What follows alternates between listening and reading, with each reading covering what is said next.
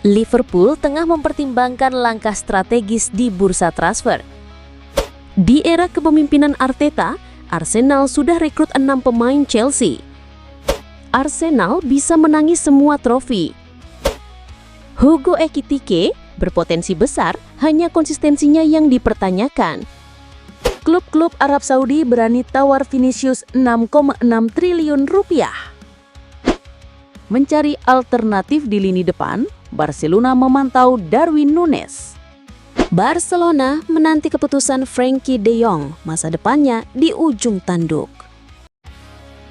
Selamat datang di channel Berita Bola Terbaru, pusatnya berita bola paling update. Dari kabar transfer panas, hasil pertandingan terkini, sampai gosip hangat dunia sepak bola, semua kami sajikan lengkap untuk Anda. Liverpool tengah mempertimbangkan langkah strategis di bursa transfer. Ambisi mereka untuk mendapatkan Rodrigo Goes dari Real Madrid tampaknya bergantung pada penjualan Luis Diaz dan Darwin Núñez terlebih dahulu. Nilai transfer Rodrigo yang mencapai 100 juta euro atau sekitar 1,8 triliun rupiah mengharuskan Liverpool mencari sumber dana tambahan. Rencana penjualan Diaz 70 juta euro dan Núñez 40 juta euro diharapkan dapat menutupi biaya tersebut. Bayern Munich dan Napoli dikabarkan tertarik pada Diaz dan Núñez, membuka peluang bagi Liverpool untuk merealisasikan ambisi mereka mendapatkan pemain sayap Real Madrid tersebut. Namun, keberhasilan rencana ini masih belum pasti dan tetap bergantung pada sejumlah faktor, termasuk minat dan kesediaan klub peminat untuk menebus harga jual kedua pemain tersebut. Situasi ini menyoroti kompleksitas dan perhitungan cermat yang diperlukan dalam strategi transfer klub sepak bola kelas atas. Di era kepemimpinan Arteta, Arsenal sudah rekrut 6 pemain Chelsea. Di bawah kepemimpinan Mikel Arteta, Arsenal telah menunjukkan kecenderungan untuk merekrut pemain dari Chelsea. Sejak tahun 2019, 6 pemain Chelsea telah bergabung dengan Arsenal dengan total biaya transfer mencapai 150 juta euro atau sekitar 2,8 triliun rupiah. Willian, Jorginho, Kai Havertz, dan Kepa Arrizabalaga dibeli secara permanen. Sementara Raheem Sterling dipinjam pada musim 2024-2025 dan Noni Madueke baru saja bergabung di musim panas 2025. Transfer Kai Havertz merupakan yang termahal, mencapai 75 juta euro atau sekitar 1,4 triliun rupiah. Strategi transfer ini mencerminkan kebijakan perekrutan Arsenal yang tampaknya memfokuskan pada pemain-pemain berpengalaman dan berkualitas tinggi yang sebelumnya bermain di klub rival. Meskipun strategi ini telah menunjukkan beberapa keberhasilan, efektivitas jangka panjangnya masih perlu dipantau. Arsenal bisa menangis semua trofi. Arsenal telah resmi mendapatkan pemain sayap Noni Madueke dari Chelsea dengan biaya transfer yang cukup fantastis. Madueke dengan pengalamannya di Chelsea dan antusiasmenya yang tinggi, yakin Arsenal memiliki potensi untuk meraih semua gelar juara musim ini. Pernyataan ini tentu saja ambisius mengingat persaingan di Liga Inggris yang ketat.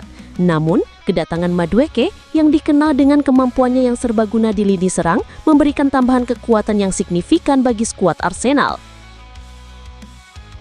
Meskipun posisi sayap kanan sudah diduduki oleh Bukayo Saka, fleksibilitas Madueke akan menjadi aset berharga bagi Mikel Arteta.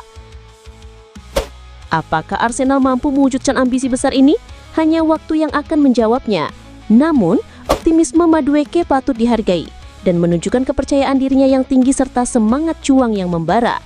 Keberhasilan Arsenal akan sangat bergantung pada konsistensi permainan dan kerjasama tim yang solid sepanjang musim. Hugo Ekitike berpotensi besar, hanya konsistensinya yang dipertanyakan.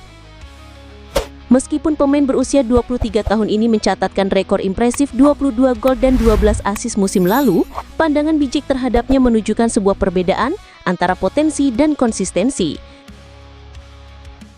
Micah Richards, mantan pemain timnas Inggris, mengungkapkan hasil perbincangannya dengan Thierry Henry mengenai Ekitike. Henry yang pernah melatih Ekitike di timnas Perancis U21 menggambarkannya sebagai pemain yang mampu menampilkan performa luar biasa dalam satu momen. namun seringkali gagal menunjukkan performa yang konsisten di sepanjang pertandingan.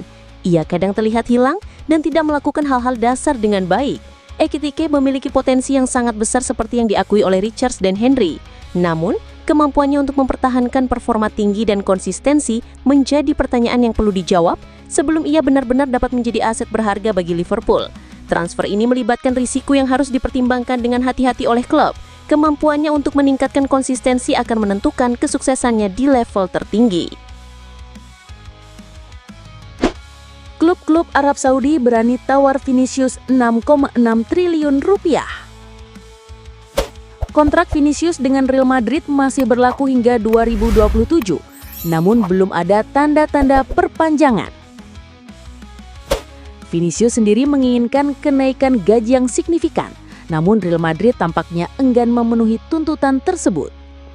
Situasi ini membuka peluang bagi klub-klub Arab Saudi yang siap menawarkan jumlah fantastis mencapai 350 juta euro atau sekitar 6,6 triliun rupiah. Jumlah ini berpotensi memecahkan rekor transfer pemain termahal sepanjang sejarah. Meskipun Vinicius diyakini masih ingin bermain di level tertinggi, tawaran yang sangat menggiurkan dari Arab Saudi ini tentu akan menjadi pertimbangan serius bagi Real Madrid.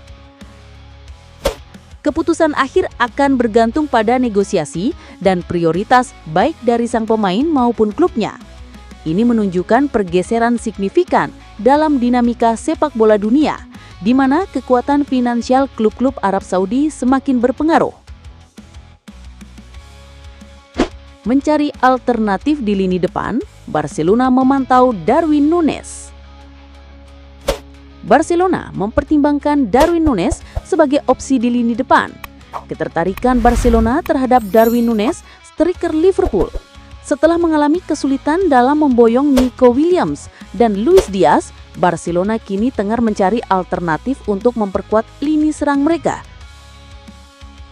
Núñez muncul sebagai salah satu opsi yang menarik, terutama karena ia dikabarkan ingin mencari tantangan baru setelah performanya di Liverpool menurun.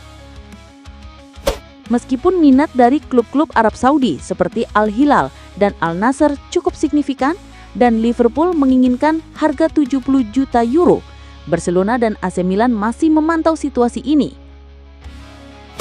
Kemungkinan transfer Núñez ke Barcelona terlihat kecil, kecuali jika tersedia opsi peminjaman. Situasi ini juga diwarnai oleh ketertarikan Atletico Madrid sebelumnya, namun mereka kini telah mengalihkan fokus ke pemain lain. Ketertarikan Barcelona pada Darwin Núñez adalah sebuah strategi alternatif dalam upaya memperkuat tim. Namun, tingginya harga dan persaingan dari klub lain membuat peluang transfer ini tampak cukup sulit terwujud. Situasi ini layak untuk terus dipantau perkembangannya. Barcelona menanti keputusan Frenkie de Jong, masa depannya di ujung tanduk. Nasib Frenkie de Jong di Barcelona kini berada di ujung tanduk. Klub Marsasa Katalan tersebut tengah menanti keputusan sang pemain yang masa depannya penuh ketidakpastian. Rumor kepindahannya terus berhembus, namun hingga saat ini belum ada konfirmasi resmi.